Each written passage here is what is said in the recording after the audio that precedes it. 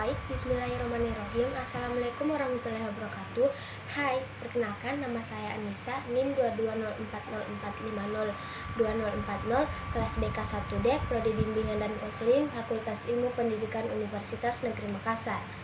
Baik, di video kali ini saya akan menjelaskan kembali mengenai materi mata kuliah Pendidikan Agama Islam dalam rangka memenuhi tugas ujian tengah semester. Mulai dari materi mengapa dan bagaimana pendidikan agama Islam diajarkan di perguruan tinggi, hingga materi bagaimana membangun paradigma Qur'ani. Langsung saja. Materi pertama, mengapa dan bagaimana PAI diajarkan di perguruan tinggi. A. Konsep dan cara pembelajaran PAI di perguruan tinggi. Kehadiran pendidikan agama tidak hanya untuk mendidik ilmu agama bagi mahasiswa, namun lebih daripada itu, adanya pendidikan agama adalah sebagai upaya pengokohan ideologi agama yang ditanamkan pada mahasiswa di lembaga pendidikan secara formal. Lebih detail, karena di perguruan tinggi terdapat banyak sekali mahasiswa yang beragama Islam, maka dipandang perlu adanya perhatian khusus. Mata kuliah pendidikan agama Islam menjadi mata kuliah kunci dan terintegrasi secara fungsional dengan mata kuliah lain. Setidaknya mata kuliah umum tersebut dipelajari syarat dengan muatan moral agama disesuaikan dengan tingkat dan jenis lembaga pendidikannya. Ada beberapa macam cara dalam pembelajaran pendidikan agama Islam di perguruan tinggi, antara lain ceramah, tanya jawab, diskusi, pemberian tugas, eksperimen, demonstrasi, tutorial atau bimbingan, dan pemecahan masalah. Nabi kita memerintahkan jika kita ingin selamat di dunia dan di akhirat, maka pelajarilah ilmu, baik ilmu di dunia maupun agama. Keduanya sama-sama memiliki manfaat baik. Oleh karena itu, mahasiswa juga harus mendalami agama yang mencari ilmu. Sebagaimana firman Allah Subhanahu wa taala pada Quran surat Al-Kahfi ayat 66 yang berbunyi, Qala Allahu Musa hal attabi'uka ala an tu'allimani mimma ulimta rusda. Artinya, Musa berkata kepada Khidir, bolehkah aku mengikutimu supaya kamu mengajarkanku kepada ilmu yang benar di antara ilmu-ilmu yang diajarkan kepadamu. Bagian B, mengapa dan bagaimana pendidikan agama Islam diajarkan di perguruan tinggi. Di dalam perguruan tinggi, kita sebagai seorang mahasiswa harus mempelajari mata kuliah agama. Mata kuliah pendidikan agama Islam di perguruan tinggi wajib dipelajari sebelum memutuskan pendekatan yang lebih baik terhadap dulu. Perlu disadari bahwa sumber utama pembelajaran agama Islam adalah Al-Quran dan hadis, Sahih Bukhari dan Sahih Muslim. Dua kitab hadis yang dipercayai terdiri dari substansi, maka mahasiswa akan menerima ajaran Islam sebagai intan dan relatif lebih aman karena diajarkan oleh ahlinya. Tetapi mahasiswa tidak akan terbiasa memahami ajaran Islam secara mandiri tanpa bantuan para dosen. Sebaliknya, jika pendidikan agama Islam menekankan kepada proses pembelajaran pendidikan agama Islam pada mahasiswa, maka akan terbiasa menggali atau mencari sendiri ajaran Islam. Dalam hal itu, dapat memahami ajaran Islam secara benar. Oleh karenanya, memerlukan pendamping seperti dosen dalam pembelajaran pendidikan agama Islam di perguruan tinggi. Mengapa? Pendidikan merupakan proses memanusiakan manusia, yakni meningkatkan martabat manusia ke arah manusia ideal yang dikehendaki terkait dengan pendidikan Islam sebagai mata kuliah pada jenjang pendidikan tinggi. Berdasarkan keputusan Menteri Pendidikan Nasional nomor 045/U/2002 tentang kurikulum inti pendidikan tinggi, telah ditetapkan bahwa pendidikan agama, pendidikan Pancasila, dan pendidikan kewarganegaraan merupakan kelompok mata kuliah pengembangan kepribadian atau MPK yang wajib diikuti oleh semua mahasiswa pada seluruh jurusan Kemdiknas 2000. Pendidikan agama Islam berorientasi pada pembentukan pribadi yang berakhir mulia. Tidak hanya memberikan pengetahuan semata, namun juga merealisasikan dalam bentuk kegiatan keagamaan. Oleh karena itu, untuk mengetahui apakah mahasiswa mengamalkan nilai-nilai yang Islami dalam kesehariannya ataukah tidak, Perguruan memperoleh pengetahuan agama dan mengikuti kegiatan keagamaan di perguruan tinggi. Betapa pentingnya adanya pengembangan pendidikan agama Islam yang tidak hanya dilakukan pada tingkat pendidikan dasar dan menengah saja, melainkan pada tingkat pendidikan tinggi pun semestinya dilakukan. Pengembangan yang mengacu pada pola perubahan mahasiswa, sehingga diharapkan pendidikan agama Islam dapat menjadi dasar atau pijakan dalam kehidupan mahasiswa baik selama proses pendidikannya dan terlebih dalam kehidupan setelah masa pendidikannya selesai. Bagaimana pendidikan agama Islam itu di perguruan tinggi? Sepanjang tahun 1966 sampai 1983, pendidikan agama diajarkan secara beragam di berbagai perguruan tinggi negeri atau PTN. Sebagian PTN menyelenggarakan pendidikan agama menjelang dan sekitar awal tahun 1900-an sebagai wacana untuk menghilangkan pendidikan agama dari kurikulum perguruan tinggi mencuat kembali. Mengantisipasi dimenangkannya wacana ini, para aktivitas Islam kampus kemudian membuka program tutonal Apama Islam di masjid-masjid kampus. Program ini di satu sisi dimaksudkan untuk menyalurkan minat para mahasiswa yang haus dan ingin memperdalam ajaran agama. Namun ketika selesai kuliah pendidikan agama Islam, manusia tidak bisa autodidak untuk mendalami agama. Ustadz Dasat mengatakan bahwa sebagai mahasiswa haruslah mempelajari ilmu pengetahuan dan yang terbaik adalah mengimbangi antar belajar untuk kuliah dengan belajar untuk agama. Dalam menuntut ilmu harus selalu dengan niat baik dan bertujuan untuk mendoakan ridha Allah.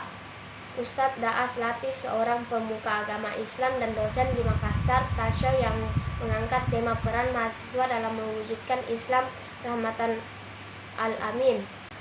Selanjutnya bagian C, sumber psikologi, sosial budaya, historis, dan yuridis tentang perlunya pembelajaran pendidikan agama Islam dan model pendekatan atau model pembelajaran pendidikan agama Islam di perguruan tinggi. A. Menggali sumber psikologis tentang perlunya pembelajaran pendidikan agama Islam di perguruan tinggi. Secara psikologis, pada dasarnya manusia suka bertaubat. Hal ini dikenal dengan istilah konferensi agama. Terjadinya konferensi agama menunjukkan bahwa manusia selalu kembali kepada Tuhan dan selalu mencari agama, mazhab dan ajaran yang benar. Konferensi agama terjadi karena dipengaruhi oleh beberapa faktor, salah satunya pendidikan agama. Dengan adanya pendidikan agama Islam di perguruan tinggi, berperan menyadarkan mahasiswa agar selalu butuh dengan Tuhan dan menyajikan informasi yang jelas dan benar tentang agama. Tanpa pembelajaran pendidikan agama Islam di perguruan tinggi akan mengakibatkan kesadaran rohani yang sangat dan semangat keagamaan mahasiswa menjadi kering serta membawa mahasiswa untuk masuk dalam kehidupan tanpa motivasi agama. B. Menggali sumber sosial budaya tentang perlunya pembelajaran PAI di perguruan tinggi. Budaya beragama dalam masyarakat harus memberi peranan juga ke dalam lingkungan perguruan tinggi, yang berarti pendidikan agama juga menjadi kajian di lingkungan perguruan tinggi. Adapun masyarakat muslim biasa adalah masyarakat muslim yang kurang taat menjalankan ajaran Islam. Mereka tidak mengerjakan salat 5 waktu, tidak berpuasa pada bulan Ramadan, dan tidak membayar zakat. Namun rukun Islam pertama dan terakhir dikerjakan. Mereka mengucapkan 2 kalimat syahadat dan menjalankan ibadah haji bagi yang mampu. Artinya serendah-rendahnya tingkat keberagaman masyarakat Indonesia, mereka tetap mementingkan agama dan pengalaman ajaran agama, khususnya di PTN. Selanjutnya bagian C, menggali sumber historis tentang perlunya pembelajaran PAI di perguruan tinggi.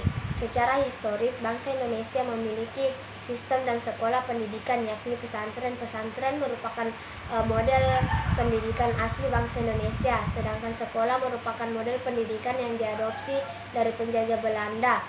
Jika kita menengok lebih jauh sejarah pendidikan pada bangsa-bangsa muslim, kaum muslimin pernah menjadi bangsa yang paling maju di dunia. Para pendidik dan pelajar muslim pada masa keemasan Islam tidak pernah memisahkan pendidikan agama dari pendidikan sains dan teknologi. D. Menggali sumber yuridis tentang perlunya pembelajaran pendidikan agama Islam di perguruan tinggi. Sumber yuridis penyelenggaraan pendidikan agama Islam di perguruan tinggi sebagai berikut: Pancasila, Undang-Undang Dasar 1945 atau hasil amandemen Undang-Undang Nomor 20 Tahun 2003 tentang Sistem Pendidikan Nasional atau Sisdiknas, Undang-Undang Nomor 17 Tahun 2007 tentang Rencana Pembangunan Jangka Panjang Nasional 2005 sampai 2025, PP Nomor 5 Tahun 2010 tentang Rencana Pembangunan Jangka Menengah 2010 sampai 2014, PP Nomor 19 Tahun 2005 sebagaimana diubah dengan PP Nomor 032 Tahun 2013 tentang Standar Nasional Pendidikan, Undang-Undang Nomor 12 Tahun 2012 tentang Pendidikan Tinggi. Itulah tadi materi tentang mengapa dan bagaimana pendidikan agama Islam diajarkan di perguruan tinggi. Selanjutnya, materi bagaimana manusia bertuhan. Konsep spiritualitas sebagai landasan kebertuhanan. Konsep spiritualitas sebagai landasan kebertuhanan pada dasarnya hati manusia itu bersifat universal, dengan catatan manusia itu telah mencapai titik fitrah dan terbebas dari segala paradigma yang belenggu. Dalam keadaan seperti ini, manusia merasakan ketenangan jiwa yang mendasari segala tingkah lakunya dan menggunakan suara hati sebagai penuntun hidupnya menuju sebuah kebenaran, dan semua itu bersumber dari Yang Maha Kuasa, yaitu Allah. Sebagaimana firman Allah Subhanahu wa taala dalam surah As-Sajdah ayat 9 yang berbunyi, "Summa sawwahu wa nafakha fihi mir ruhi wa ja'ala lakumus samaa'a wal absara wal afida kalimah tashkurun," yang artinya, kemudian ia menyempurnakan dan meniupkan ke dalamnya roh atau ciptaannya, dan dia menjadikan bagimu pendengaran, penglihatan, dan perasaan hati, tetapi kamu sedikit sekali bersyukur. Tuhan berada di dalam hati orang-orang suci. Apabila kita ingin mudah merasakan kehadiran Tuhan, maka kita hendaknya berawal dari penyucian hati. Melalui penyucian hati, potensi roh akan semakin menguat dan mengalahkan semua dorongan instinktif, materialistis, dan berlebihan. Dalam istilah agama disebut dengan hawa nafsu. Ketika hati yang telah suci, maka jiwa akan menerima pancaran rahmat Tuhan, sehingga darinya terpancar energi positif yang kemudian mempengaruhi penilaian sikapnya.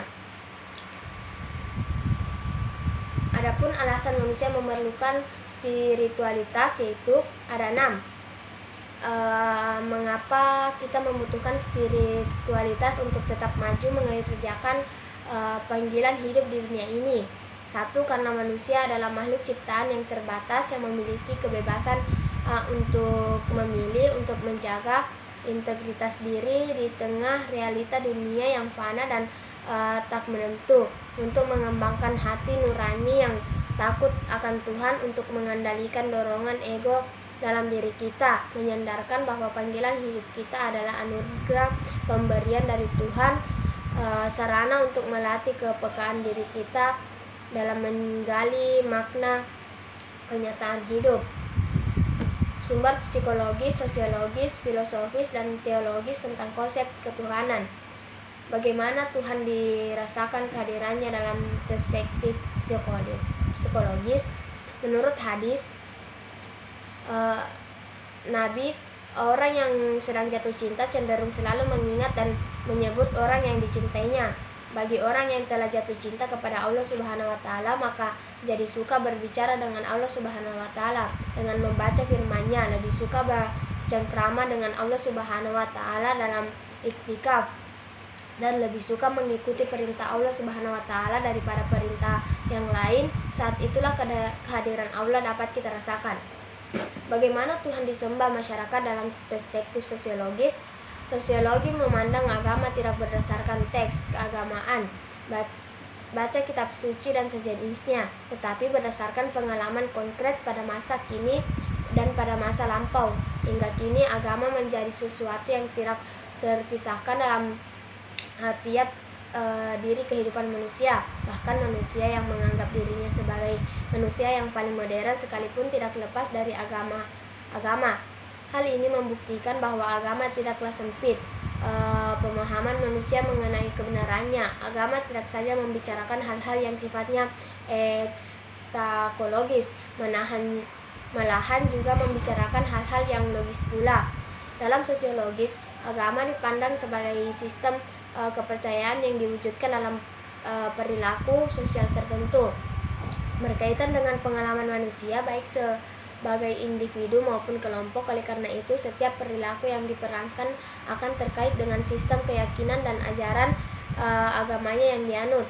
Perilaku individu dan sosial digerakkan oleh kekuatan dari dalam yang dirasakan pada nilai-nilai ajaran agama yang internalisasi sebelumnya. Bagaimana Tuhan dirasionalisasikan dalam perspektif filosofis? Allah dalam filsafat lazimnya disebut teologi filosofi. Hal ini bukan menyelidiki tentang Allah sebagai objek, namun eksistensi dalam semesta, yakni makhluk yang diciptakan sebab Allah dipandang semata-mata sebagai kuasa pertama, tetapi bukan pada dirinya sendiri. Allah sebenarnya bukan materi ilmu, bukan pula pada teodise. Jadi pemahaman Allah dalam agama harus dipisahkan Allah dalam filsafat, namun pendapat ini ditolak oleh para agamawan sebab dapat menimbulkan kekacauan berpikir pada orang beriman. Maka ditempuhlah cara ilmiah untuk membedakan dari teologi dengan menyejarkan filsafat ketuhanan dengan filsafat lainnya. Konsep tentang Tuhan dalam perspektif teologis. Dalam perspektif teologis, masalah kebutuhan, kebenaran, dan keberagamaan harus dicarikan penjelasannya dari sesuatu yang dianggap sakral dan dikultuskan karena dimulai dari atas.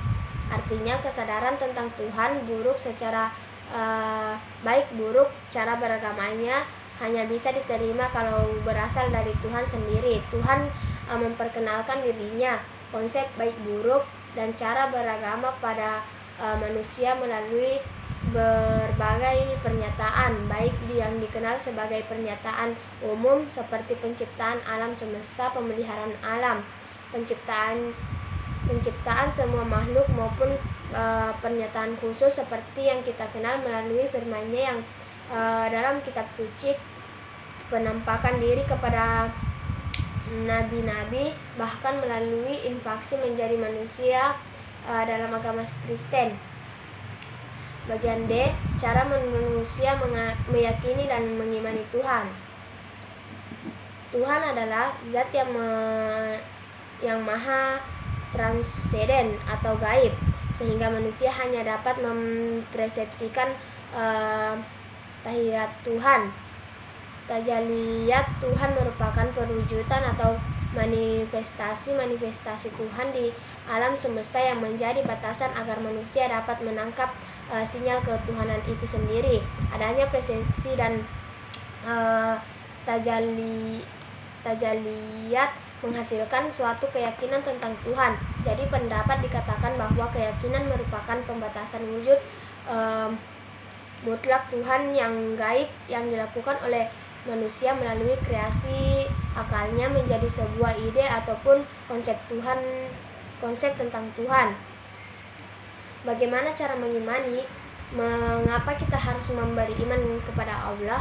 Karena Allah yang Maha Esa menguasai langit dan bumi beserta isinya, yang Maha Kuasa, yang Maha Hidup, yang Maha Berdiri sendiri, yang Maha Kekal. Sesungguhnya Allah Subhanahu wa Ta'ala mengetahui segala sesuatu dan Maha Kuasa. Cara untuk beriman kepada Allah yaitu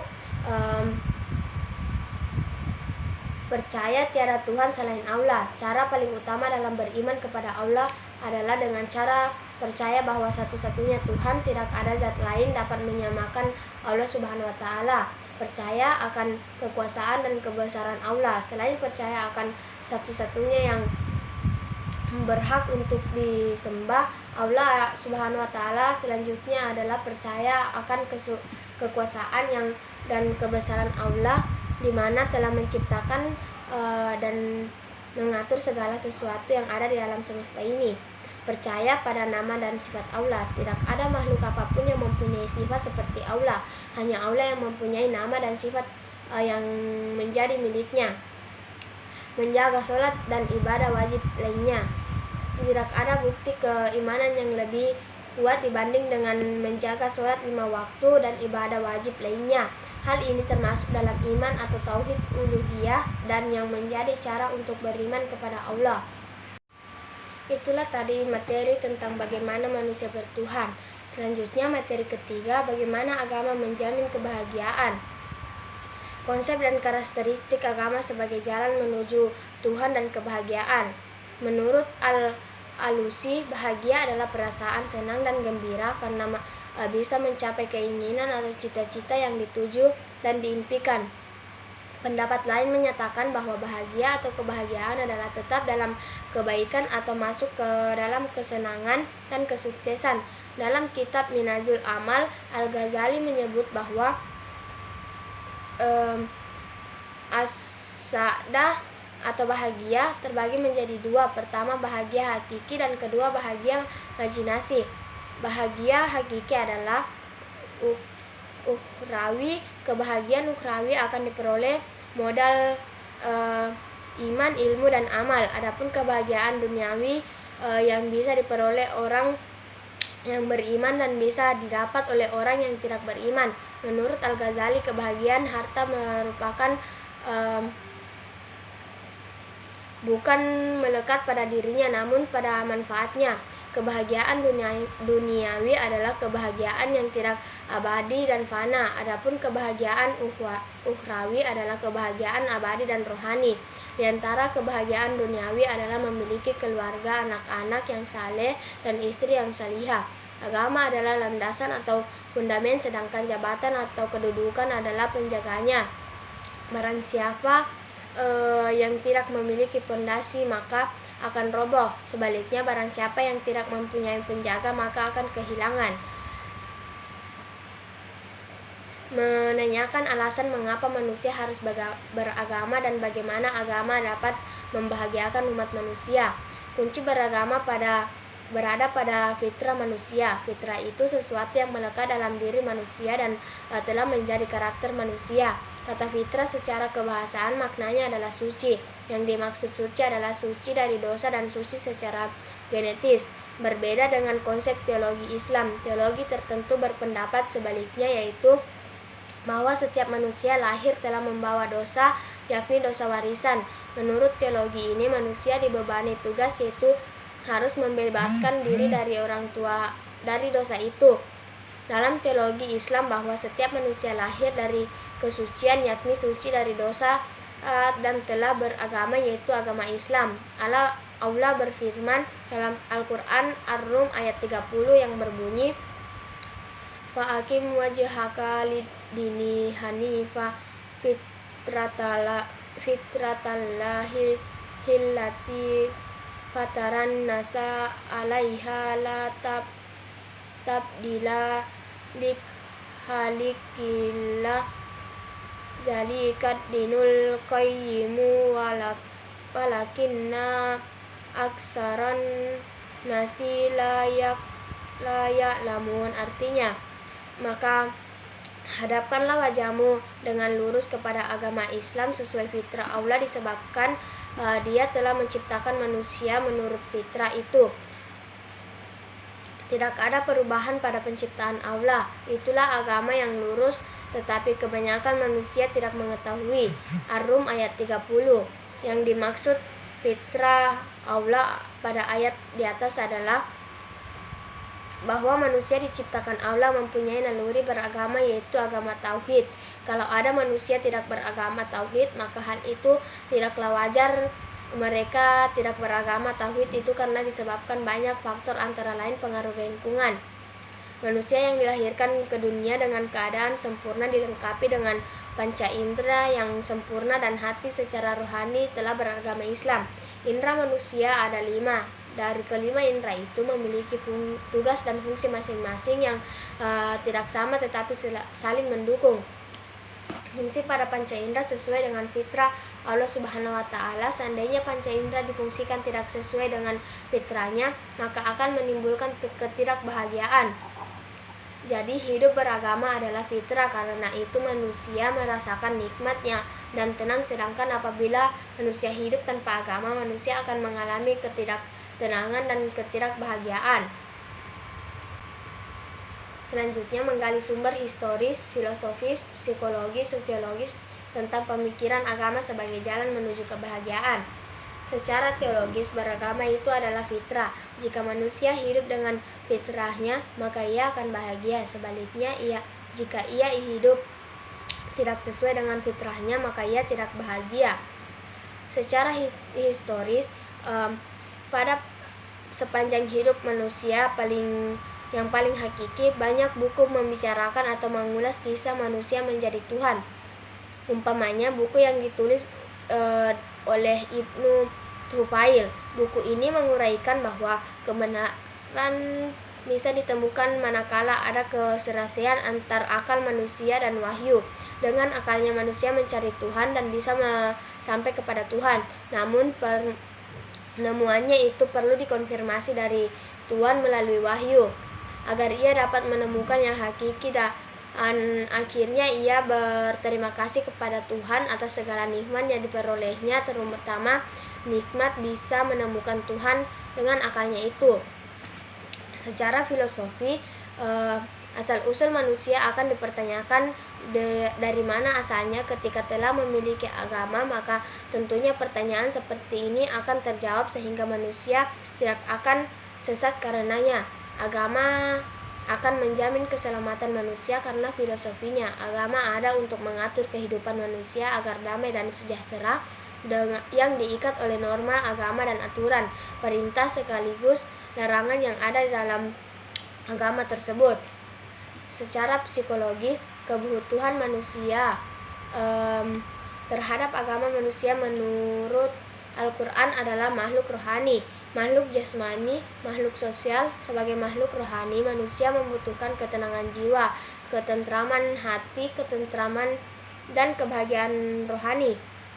Kebahagiaan rohani hanya akan didapat jika manusia dengan pemilik kebahagiaan yang hakiki. Agamalah yang mampu memberi penjelasan, atau dikatakan hanya agama yang mempunyai otoritas yang menjelaskan hal ini. Secara sosiologis, kebutuhan manusia terhadap agama manusia adalah makhluk sosial. Makhluk sosial artinya manusia tidak bisa hidup sendirian dan tidak mencapai tujuan hidupnya tanpa keterlibatan orang lain. Manusia harus membutuhkan bantuan orang lain sebagaimana orang lain pun membutuhkan bantuan sesamanya. Saling bantu menjadi ciri perilaku manusia sosial.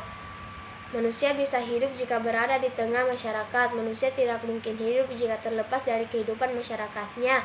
Secara alamiah, manusia berinteraksi dengan lingkungannya. Manusia sebagai perilaku dan sekaligus dipengaruhi oleh lingkungan tersebut. Membangun argumen tentang Tauhidullah sebagai satu-satunya model beragama yang benar. Tauhidullah adalah barometer kebenaran agama-agama sebelum Islam.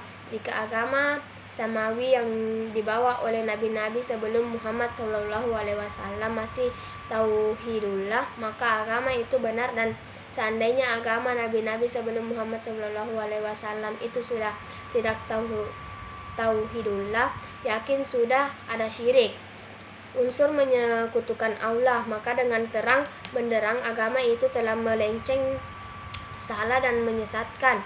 Setiap orang harus bersikap baik hati bahwa tauhidullah yang merupakan satu-satunya jalan menuju kebahagiaan itu. Menurut Syahid bahwa dapat rusak dengan hal-hal sebagai berikut. 1. Sifat al-kabir atau sombong. Allah tidak mau memperhatikan orang yang bersikap sombong terhadap ayat-ayat Allah. 2. Sifat az-hulum atau melakukan perusakan. Bebaskan diri kita dari belenggu, kezaliman, dan kedustaan, sebab Allah tidak akan memberi hidayah kepada kaum yang bersifat zalim. Al-ifsad, melakukan perusakan, bebaskan diri kita dari sikap merusak di muka bumi, membatalkan perjanjian, dan memutuskan perintah-perintah yang semestinya disampaikan. Sikap al-ghafiyah atau lupa. Jika Anda menginginkan adanya keterbukaan terhadap ayat Allah secara keseluruhan, maka ketahuilah bahwa sebagian ayat Allah terbuka kepada sebagian manusia dengan hanya berpikir dan berzikir, atau di sana tidak ada penghalang. Sikap al-liram atau berbuat dosa, bebaskan diri kita dari ijram, yakni berbuat dosa. Sikap ragu, menerima kebenaran, bebaskan diri kita sikap ragu-ragu menerima al-haq atau kebenaran jika kita melihat perkara kebenaran itu yang begitu jelas.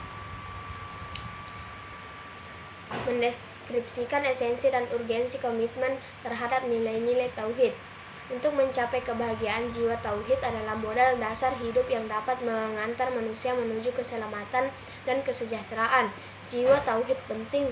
Allah sebagai Rabbi telah menamakan jiwa tauhid ini kepada seluruh manusia semenjak mereka berada dalam arwah. Supaya jiwa tauhid berkembang, maka Allah mengutus para rasul dengan tugas utamanya, yaitu menyirami jiwa tauhid agar tumbuh dan berkembang sehingga menghasilkan buah lebat, yaitu amal saleh. Nilai-nilai mutlak dan universal yang terdapat di dalamnya dapat menjadikan misi agama ini. Nilai-nilai universal yang perlu ditanamkan dan dikembangkan agar menjadi roh kehidupan, yaitu al-amanah, artinya terpercaya. Al-adalah, artinya keadilan. Al-hurriyah, artinya kebebasan manusia dalam berkehendak. Itulah tadi materi tentang bagaimana agama menjamin kebahagiaan. Selanjutnya materi keempat, mengintegrasikan Islam, iman, dan ihsan dalam membentuk insan kamil. Definisi Islam, iman, dan ihsan. Islam adalah engkau bersaksi bahwa sesungguhnya ada ilah kecuali Allah dan sesungguhnya Muhammad itu utusan Allah. Engkau mendirikan salat, engkau menunaikan zakat, engkau berpuasa pada bulan Ramadan, dan berhaji ke Baitullah jika engkau mampu melaksanakannya. Iman adalah engkau beriman kepada Allah dan malaikatnya, dan kitab-kitabnya, dan rasul-rasulnya, dan hari akhir, dan engkau berfirman kepada qada dan qadar atau takdir, baik dan buruk. Laki-laki itu kembali membenarkan. Ihsan adalah berbakti dan mengabdikan diri kepada Allah Subhanahu wa Ta'ala dengan dilandasi dengan kesadaran dan keikhlasan. Berbakti kepada Allah tersebut dapat berupa berbuat sesuatu yang bermanfaat baik untuk diri sendiri maupun sesama manusia. Definisi insan kamil. Menurut IBN, insan kamil adalah manusia yang sempurna dari segi wujud dan pengetahuannya. Kesempurnaan dari segi wujudnya ialah karena dia merupakan manifestasi sempurna dan citra Tuhan yang pada dirinya tercermin nama-nama dan sifat Tuhan secara utuh. Ada dua tingkatan manusia dalam mengimani Tuhan. Pertama, tingkat insan kamil. Mereka mengimani Tuhan dengan cara penyaksian. Artinya mereka menyaksikan Tuhan, mereka menyembah Tuhan yang disaksikannya. Kedua, manusia beragama pada umumnya.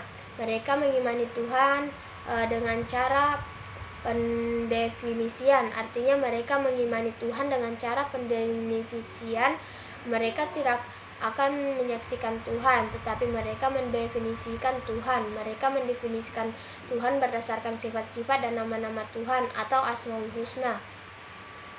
Nah, Abdul Karim Al-Jili membagi insan kamil atas 3 tingkatan, yakni 1. Tingkatan pemula atau al-bidayah.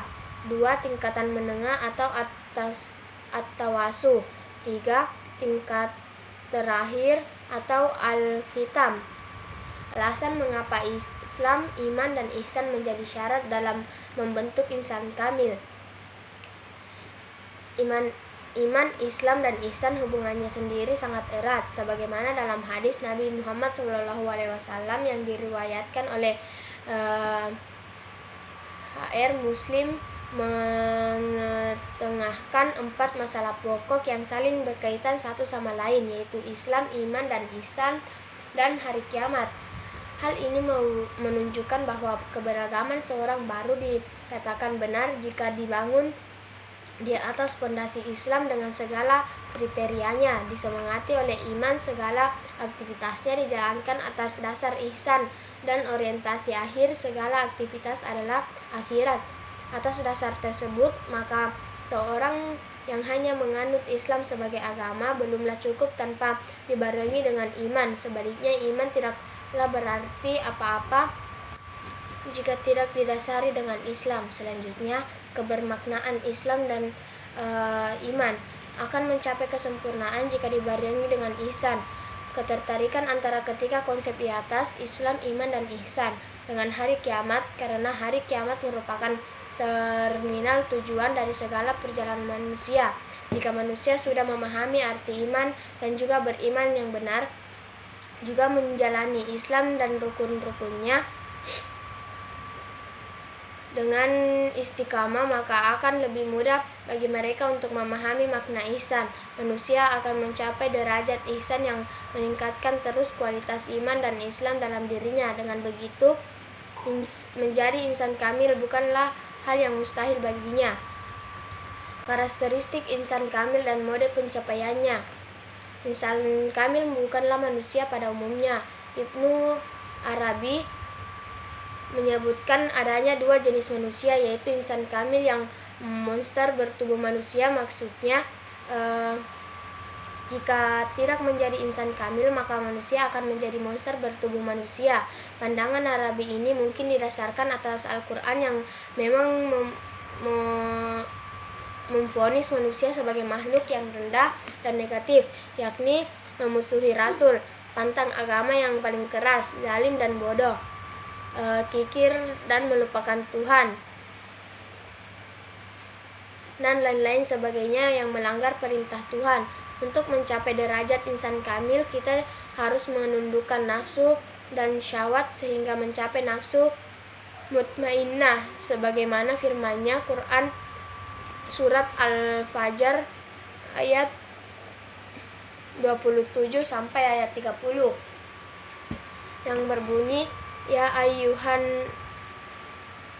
ayyuhat Tuhan nafsul mutmainnah irji'i ila rabbiki radiyatan mardiyah wadkhuli fi ibadi wadkhuli jannati. Artinya, wahai jiwa yang tenang, kembalilah kepada Tuhanmu dengan hati yang ridha dan diridainya, maka masuklah ke dalam golongan hamba-hambaku dan masuklah ke dalam surgaku. Ayat di atas dengan jelas menegaskan bahwa nafsu mutmainnah merupakan titik berangkat untuk kembali kepada Tuhan. Dalam membentuk insan kamil, nafsu mutmainnah pun masih kurang. Untuk itu, Allah memerintahkan untuk menaiki tangga nafsu raidiyah, mardiyah, hingga kamilah. Setelah itu, Allah akan menariknya melalui rahmatnya untuk membentuk insan kamil. Ulama Sufi menjelaskan 7 macam nafsu sekaligus 7 tangga sebagai proses taraki manusia menuju Tuhan. Insan kamil adalah manusia yang meninggalkan karakter kemanusiaannya yang rendah dan mencapai tangga nafsu tertinggi. Adapun 7 macam nafsu dan tangga yakni 1. Nafsu amarah. Nafsu ini dengan ciri sombong, iri dengki, dendam, menuruti nafsu, suka marah, bahkan tidak mengenali Tuhan. 2. Nafsu lawamah. Nafsu ini dengan ciri enggan, cuek, suka memuji diri, pamer, dusta, cari aib orang, suka menyakiti, dan pura-pura tidak mengetahui kewajiban. 3. Nafsu mulhimah. Nafsu ini dengan ciri suka sedekah, sederhana, menerima apa adanya, belas kasih, lemah lembut, tobat, sadar. 4. Nafsu mutmainnah. Nafsu ini dengan ciri suka beribadah, suka bersedekah, mensyukuri nikmat, serta memperbanyak amal dan takut kepada Allah. Di tangga inilah start awal bagi orang yang ingin masuk surga Allah. 5. Nafsu radhiyah. Nafsu ini dengan ciri pribadi mulia, zuhud, ikhlas, riyadhah, dan menepati janji. 6. Nafsu mardiyah. Nafsu ini dengan ciri bagus budi pekertinya, rela menghilangkan kegelapannya makhluk, dan senang mengajak serta memberikan penerangan kepada roh makhluk. 7. Nafsu kamilah. Nafsu ini dengan ciri dianugerahi ilmu yakin, ainul yakin, dan hakul yakin. Orang yang sudah mencapai tangga ini, matanya akan terang benderang sehingga bisa melihat sesuatu yang tidak bisa dilihat oleh orang-orang yang memiliki nafsu di bawahnya. Metode mencapai insan kamil. Syarat pertama untuk mencapai insan kamil yaitu beriman secara benar dan berminat memproses diri menuju martabat insan kamil, misalnya mengerjakan ibadah salat sesuai syariat dan hakikat, seperti dengan melakukan gerakan disertai bacaan salat serta generasi dan dengan keadaan hati hanya mengingat Allah. Selain itu, untuk mencapai insan kamil, kita harus menjauhi perbuatan yang mungkar dan senantiasa mengendalikan nafsu syahwat. Itulah tadi materi tentang mengintegrasikan Islam, iman, dan ihsan dalam membentuk insan kamil. Selanjutnya materi kelima atau materi terakhir, yaitu bagaimana membangun paradigma Qur'ani. Konsep dan karakteristik paradigma Qur'ani untuk menghadapi kehidupan modern.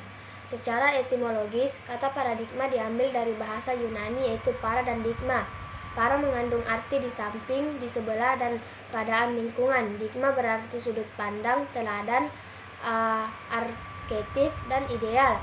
Atau dapat dikatakan bahwa paradigma adalah cara pandang, cara berpikir tentang sesuatu realitas. Secara terminologis, paradigma adalah cara berpikir berdasarkan pandangan yang menyeluruh dan konseptual terhadap suatu realitas atau suatu permasalahan dengan menggunakan teori-teori ilmiah yang baku, eksperimen, dan metode keilmuan yang bisa dipercaya. Al-Quran merupakan kitab suci, sumber utama ajaran Islam. Inti dari ajaran Al-Quran adalah pedoman hidup bagi manusia dalam upaya meraih kebahagiaan dunia dan akhirat. Dengan demikian, dapat dinyatakan bahwa paradigma Qur'ani adalah cara pandang dan cara berpikir tentang sesuatu realitas atau permasalahan berdasarkan Al-Quran. Al-Quran dijadikan paradigma. Menurut Kunto Wijoyo 2008, Al-Quran sesungguhnya menyediakan kemungkinan yang sangat besar untuk dijadikan cara berpikir. Pengembangan eksperimen ilmu pengetahuan berdasarkan paradigma Al-Quran jelas akan memperkaya kanza ilmu pengetahuan umat manusia. Kegiatan itu mungkin bahkan tentu saja akan menjadi rambahan baru bagi munculnya ilmu-ilmu pengetahuan alternatif. Permis normatif Al-Quran dapat dirumuskan menjadi teori yang empiris dan rasional, penting bagi manusia di kehidupan modern saat ini untuk memandang sesuatu melalui paradigma Qur'ani, karena Al-Quran adalah sebuah metodologi keilmuan yang mutlak kebenarannya juga merupakan acuan moral yang objektif. Alasan paradigma Qur'ani sangat penting bagi kehidupan modern. Al-Quran bagi umat Islam adalah sumber primer yang dalam segala segi kehidupan. Al-Quran adalah sumber ajaran teologi, hukum, mistisme, pemikiran, pembaruan, pendidikan, akhlak, dan aspek-aspek lainnya. Tolak ukur pendidikan agama Islam benar atau salah, baik atau buruk, indah atau jelek adalah Al-Quran. Jika mencari sumber lain dalam menentukan benar atau salah, baik atau buruk, dan indah atau jelek, maka seorang dianggap tidak konsisten dalam berislam. Satu sikap yang konkret dalam pandangan Al-Quran, sikap tidak terpuji. Tujuan diturunkannya Al-Quran yakni meluruskan akidah manusia dalam meluruskan akidah manusia, menegakkan pokok-pokok tauhid, Penegakan tiang-tiang tauhid sebagai landasan beragama sangat penting ekstensinya, sebab bersikap sebaliknya yaitu syirik merupakan sikap yang sangat tercela. Bahkan hukum Islam memandang syirik sebagai suatu tindak pidana atau jariah yang sangat terlarang. Mensahihkan akidah tentang kenabian dan kerasulan. Mensahihkan atau membenarkan akidah mencakup aspek-aspek, yakni menjelaskan keperluan manusia terhadap kenabian dan kerasulan, menjelaskan tugas-tugas para rasul khususnya dalam hal kabar gembira dan pemberi peringatan. Para rasul bukanlah Tuhan, bukan pula anak-anak Tuhan. Mereka hanya manusia biasa yang dipuji Tuhan untuk menyembah wahyu. Menghilangkan keraguan dari persegi masyarakat Islam tentang penampilan para rasul. Menjelaskan akibat bagi orang-orang membenarkan para rasul, akibat bagi orang-orang yang mendustakan para rasul. Meneguhkan keimanan terhadap akhirat dan keyakinan adanya balasan yang akan diterima di akhirat. Al-Quran telah menetapkan beberapa gaya dalam upaya meneguhkan akidah ini dalam mensahihkan akidah ini. 1. Menegahkan argumen-argumen yang akan terjadinya pembangkitan dengan menjelaskan kekuasaan Allah mengembalikan makhluk sebagaimana semula. 2. Meningkatkan manusia akan pencapaian benda-benda yang amat besar, sangatlah mudah bagi Allah. 3. Menjelaskan hikmah adanya pembalasan di akhirat sehingga jelas ketidaksamaan orang yang berbuat baik dan berbuat buruk. 4. Menjelaskan alasan ditunggu oleh orang-orang mukmin yang baik, yaitu pahala, keridhaan, dan balasan yang disediakan bagi orang-orang kafir, yaitu siksa dan kerugian. 5. Menggugurkan mitologi yang dimunculkan musyrikin bahwa Tuhan-Tuhan mereka dapat memberi syafaat pada hari kiamat kelak. Tujuan yang kedua, meneguhkan kemuliaan manusia dan hak-hak manusia memiliki 3 poin, yakni meneguhkan kemuliaan manusia. Al-Quran menguatkan bahwa manusia adalah makhluk mulia. Allah menciptakan Adam dengan kedua tangannya sendiri. Ia meniupkan rohnya kepada Adam, dan Allah menjadikan Adam sebagai khalifah dan keturunan dalam berperan sebagai pengganti Adam dalam kekhalifan. Menetapkan hak-hak manusia dalam upaya menguatkan kemuliaan manusia pada abad 14 silam. Al-Quran telah menetapkan hak-hak asasi manusia sebagaimana yang menjadi nyanyian kelompok yang menanamkan diri pejuang hak asasi pendidikan agama Islam manusia sekarang ini. Meneguhkan hak-hak duafa atau orang-orang lemah secara ekonomi. Al-Quran menetapkan hak-hak manusia secara umum, dan Al-Quran secara khusus mengangkat hak-hak orang lemah agar tidak teraniaya oleh orang-orang kuat atau tidak diabaikan oleh para penegak hukum, sebagaimana firman Allah, fa'ammal yatima fala taqhar. Artinya, maka terhadap anak yatim janganlah engkau berlaku sewenang-wenang. Quran Surat Ad-Duha ayat 9. Membangun argumen tentang paradigma Qurani sebagai satu-satunya model untuk menghadapi kehidupan modern.